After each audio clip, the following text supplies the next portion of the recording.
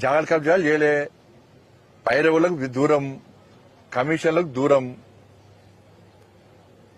కాబట్టి అంతా కూడా ప్లాన్ కొద్దీ ఏంటంటే ఇద్దరు కలిసి ఏంటంటే భారతీయ జనతా పార్టీని రానియకుండా చేయాలి.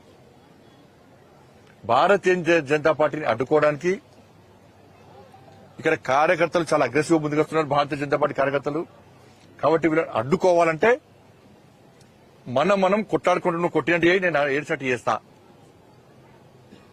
అన్నటువంటి పాలసీతోని ఇద్దరు కలిసి ఆడుతున్న డ్రామాలు. లేకుంటే గిన్ని విషయాలు చెప్పినా ఏ ఒక్క విషయం మీద విచారణ లేదు, ఏ ఒక్క విషయంలో అరెస్టులు లేవు, ఏ ఒక్క విషయంలో కనీసం నోటీసులు లేవు. ఏం జరుగుతుంది తెలంగాణలో? సాక్షాత్తు జిల్లా కలెక్టర్ గారి మీద దాడి చేస్తే కుట్ర చేస్తున్న అరెస్ట్ చేయకుంటే నేను ఇదే చెప్పిన, బీఆర్ఎస్ పార్టీ విధ్వంసకర పార్టీ. అసలు ఈ పార్టీని బ్యాన్ చేయాలి తెలంగాణ రాష్ట్రంలో. అడిగితే ఈ పార్టీని బ్యాన్ చేయాలి తెలంగాణ రాష్ట్రంలో.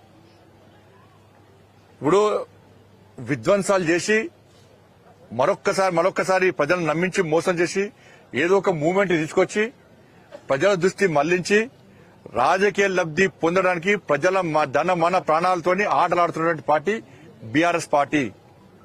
ఇవాళ గ్రూప్ 1 ఎగ్జామ్ అప్పుడు నేనే ఆందోళన పాల్గొన్నా. ఆ రోజు విధ్వంసం చేసే ప్రయత్నం బీఆర్ఎస్ పార్టీ చేసింది. నేను ఆ రోజు చెప్పినాను, ఆ రోజు విధ్వంసం చేసే ప్రయత్నం చేసింది బీఆర్ఎస్ పార్టీ. తర్వాత పోలీసు వాళ్ళ సమస్యల మీద అదే సచివాలయం ముందు విధ్వంసం చేయడానికి బీఆర్ఎస్ పార్టీ ప్రయత్నం చేసింది. ఇవాళ మళ్ళా లైచర్ల విషయంలో కూడా విధ్వంసం చేసే ప్రయత్నం చేసింది. కాబట్టి దీనికి రాష్ట్ర ముఖ్యమంత్రి ఒక చేతకానితనం వలన ఇదంతా జరుగుతున్నది.